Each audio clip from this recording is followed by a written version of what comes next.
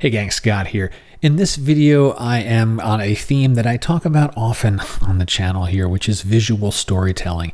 Doing more than just the global basic edit. That's going to get you pretty far, but when you think about the story of your photo, what is it that you want to emphasize? What story you want to tell? And then editing to do that, you're going to create stronger images your viewers are going to love. And real quick, before I show you 3 examples here, I've taken 2 of my most popular Lightroom classes, Mastering Light and Shadow and Story and Vision, put them into a bundle that's available through the end of 2025. After that, it is gone.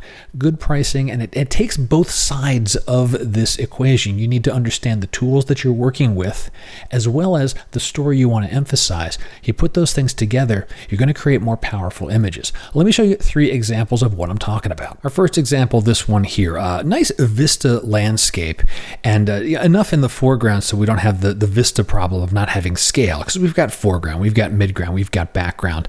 And the story that, for me, that this photo is that golden light hitting the valley and kind of leading you out into the distance. Now, this is the final image. Let me just show you, turning off all the masks that I did, all the selective light control. This was the basic edit. Not bad, but not strong. It couldn't be stronger. And then after, shaping that, really guiding my viewer and emphasizing that golden light down the valley. Let's go ahead and walk the mask really quick. You can see how this builds up. Emphasizing where I ultimately want you to look, down at those greens there before you see kind of hints of a Mono Lake, and then sand in the background. Darken the foreground even more. I don't want you spending time there. Pushing the eye from left towards center. A little more in the background, taking out the mist. More visual push with a vignette. And then these last 2 tiny things are accents. Accent here, just to give that foreground a little bit more character. And then finally, a little bit of an inner light. Adding all that up. Global changes, those are the easy ones. Auto, couple adjustments in basic, maybe a tone curve. And then after. Let's take a look at another one. This one's from Bodie, California, where you've got some old structures, abandoned ghost town kind of thing, with a little bit of modernness. This one actually has an automobile in it. That's a generous term when you see this photo here, this automobile. But you can see I've done a whole lot of crafting of this. Turning off all the localized control of light. This is the basic edit, right? Not bad. The color's good. The sky's a little washed out. Certainly the framing emphasizes the car. But then afterward, much stronger photo. I want you to see this old car. The rest of things are context, and the edits emphasize that. We'll go ahead and do the walk again of all the masks. Let me turn all these off, and I've labeled them so you can start to see and follow along as we go. Right? So this was the results of the basic edit. Just the stuff over in basic, your profiles and the standard things, a little bit of lens correction, slight adjustments on color, the things we do for the photo overall. But then building it up. Let's get the car jumping out here more. I want to dim that background, taking a little bit of the dimming of it. The luminance goes down a little bit. Darken that sky for sure. All right, little accent to the houses. Before, after. Those are little subtler changes. Vignette. And here I kind of like, maybe I'm done. Let me give a little inner light to the car. And I kind of stopped at that point and get, what else does this photo need? And I look back at my subject. What is it that I want to emphasize? It's like, that windshield's kind of hazy. Let's take that down. Okay, now the car's got more character. How do I push your eye toward it more?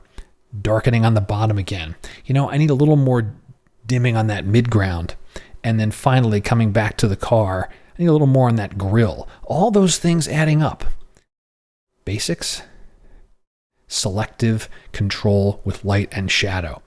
This is the kind of stuff that's going to make you tell stronger stories. One more example for you. This one's not so much of a landscape, but more like a subject study. Another one from Bodie. Let's have a look. So the subject of this photo and the story is very clear. It's this old cowboy hat on this old chair in a very old place.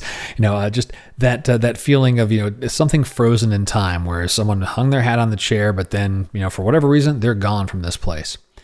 But look at what we had before, right? This is the basic processing. This is kind of, meh. It's all right. There is this hint of light coming in from camera right, and the hat and the framing of the story there, but shaping the light really makes the difference. And you can see a slew of changes here. We'll go ahead and do the walk like we did on the other ones as well. So let's turn them all off. And this is our global. First thing we're doing is bringing the chair, getting some of that texture back in there, and then everything that's not the chair. Push that to the background. Where do I want you to look? The chair. Let's darken the foreground because, the chair is important, but it's really the hat that is the subject. Shape the light even further, really pushing you up the chair to that hat. Here, a little accent on the hat, tiny one before, after, it's almost like rim lighting because there's this bright brim. We're darkening there, brightening there. Rear vignette, push that background even farther. Now let's do a little directional light. Get some light coming in from the right. I mentioned there was light coming in. We'll do that. And then I did a final little muting of it. This one is actually a global mask that it was just to kind of fine tune things with a little bit of curves action and a tiny bit of saturation shift on the color just to dim it down. But the light and shadow part, it's this curve. I'm highlighting that curve thing because curves are super useful for controlling light and shadow. You've got them in masking. You can do it selectively on subjects. You can do it as a global adjustment after the fact. You can have 4, 5, 6, 7, 8 curves, however many you might need, you can do when you're doing them selectively. I hope you found the video helpful, give you a little inspiration about thinking about the subjects of your photos, how to accentuate them. And I hope you check out the Visual Storyteller Bundle. It will really help you get to that next level, thinking about your photos critically, and then you'll have all the knowledge about the tools to make your vision come to life. Any questions? Drop them below. And until next time, my name's Scott Davenport. Have fun.